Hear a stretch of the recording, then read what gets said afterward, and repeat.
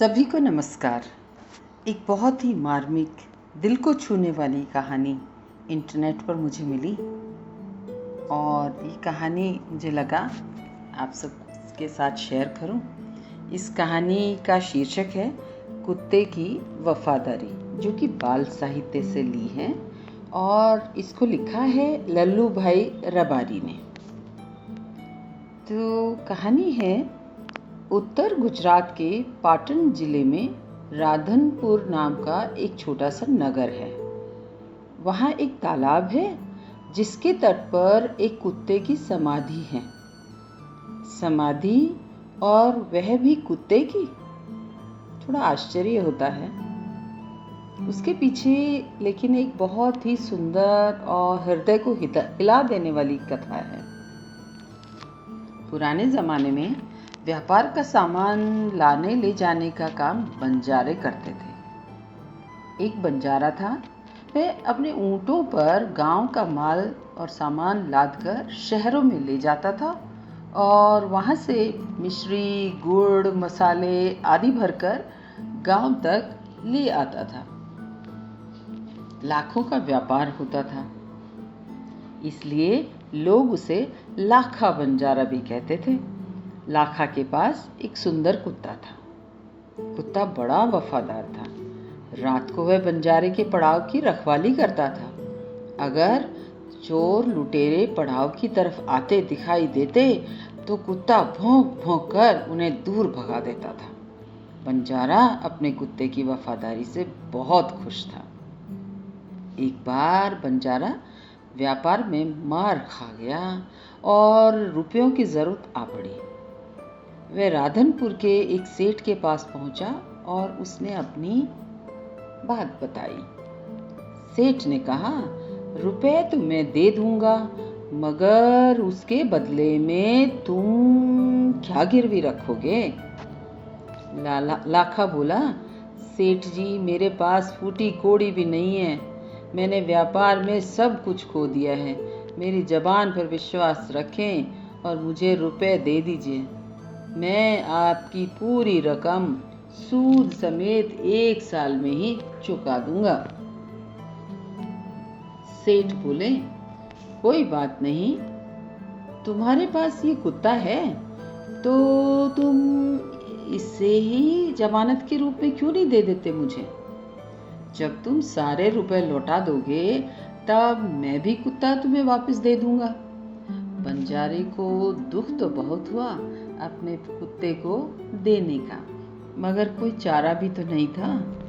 रुपए लेकर वह वहां से चला गया और अपने कुत्ते को सेठ के पास छोड़ गया। कुछ दिन बीते। एक बार सेठ के यहाँ चोरी हुई। कुत्ते ने चोरों का पीछा किया। दूर जंगल में जाकर चोरों ने सारा माल सामान जमीन में गाड़ दिया और वहां से 9-11 हो गए। कुत्ता वहां भौंक भौंक कर सेठ को बताने लगा कि लुटेरे आपकी दुकान को तोड़कर माल उठाकर ले गए हैं। सेठ तो हक्का बक्का रह गया। कुत्ता सेठ की धोती पकड़कर आगे खींचने लगा।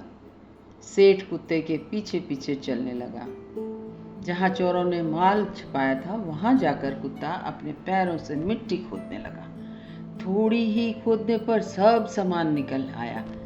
सेठ की तो बस खुशी का कोई पारा ही नहीं था। वह कुत्ते को प्रेम से थपथपाने लगा। कुत्ते की वफादारी पर वह इतना मुग्ध हो गया कि उसने घर जाकर एक चिट्ठी लिखकर कुत्ते के पट्टे में बांध दी और कहा, कुत्ते भाई, जाओ तुम अपने मालिक लाखा बंजारा के पास। तुम आज़ाद हो, तुम मुक्त हो। कुत्ता खुश हो गया और अपने मालिक से मिलने के लिए जल्दी जल्दी भागने लगा। इधर लाखा ने भी व्यापार में खूब रुपया कमाया। वह सेठ को उसकी रकम वापस करने के लिए उसी रास्ते से आ रहा था। अचानक क्या देखता है, उसने दूर से अपने कुत्ते को अपनी ओर आते हुए देखा। वह बहुत नाराज हुआ। सोचने लगा कि कुत्ते ने मेरी जबान काट ली है। उसने मुझे झूठा साबित कर दिया है। उसने बेवकूफ़ी की है इतनी बड़ी। अब मैं सेठ को क्या मुंह दिखाऊंगा? और उसने आप देखा ना ताव, बस कुत्ते के माथे पर लाठी का इतना जोर का प्रहार किया कि बेचारा कुत्ता बेहोश होकर गिर पड़ा। लाखा ने देखा कि कुत्ते के गले में एक चिट्ठी बंधी है। उसने उसे खोलकर पढ़ा, लाखा, तुम्हारे कुत्ते ने मुझे सूद समेत रुपये लौटा दिए हैं, अतः कुत्ते को मैं मुक्त करता हूँ। उसने मेरे घर चोरी किए हुए माल सामान को वापस दिलवा दिया। खुश होकर मैंने स्वयं इसे मुक्त कर दिया है। लाखा को काटो तो खून नहीं। वो इतना जोर जोर से चिल्लाने लगा, पछताने लगा, हाय ये मैंने क्या कर दिया, हाय ये मैंने क्या कर दिया। वह कुत्ते के शव को अपनी गोदी में लपेट लेकर फूट फूट कर रोने लगा। लेकिन अब पछताए होत क्या जब चिड़िया चुग गई खेत। कुत्ते के तो प्राण पखेरु उड़ चुके थे। उसने उस वफादार कुत्ते की समाधि बनवाई जो आज भी पाटन जिले के राधनपुर के तालाब के किनारे पर खड़ी है और उस कुत्ते की वफादारी की कथा संसार को सुना रही है।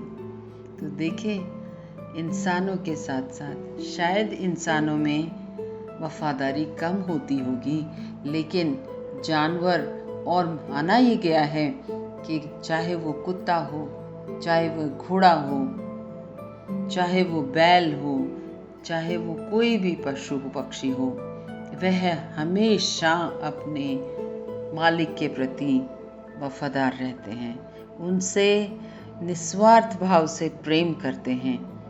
लेकिन कभी कभी, और ज़्यादातर, शायद कभी कभी, क्यों ज़्यादातर, हम उनकी बात या उनकी भाषा या उनके फीलिंग्स को समझ ही नहीं पाते हैं और कभी कभी कैसा लाखा जैसा काम कर देते हैं और बाद में पछताते हैं। तो देखें, कोई भी काम करने से पहले हम थोड़ा सा सोच लें, विचार कर लें, और क्रोधित होने से पहले तो अवश्य सोच लें कि ये क्रोध हम क्यों कर रहे हैं। क्या हम नहीं सोच पाते हैं कि इसका परिणाम क्या होगा? धन्यवाद। इस कहानी को सिर्फ मनोरंजन के लिए मैंने मदद ली है श्री मनोज जी से। आशा है आपको कहानी पसंद आएगी। धन्यवाद पुनः।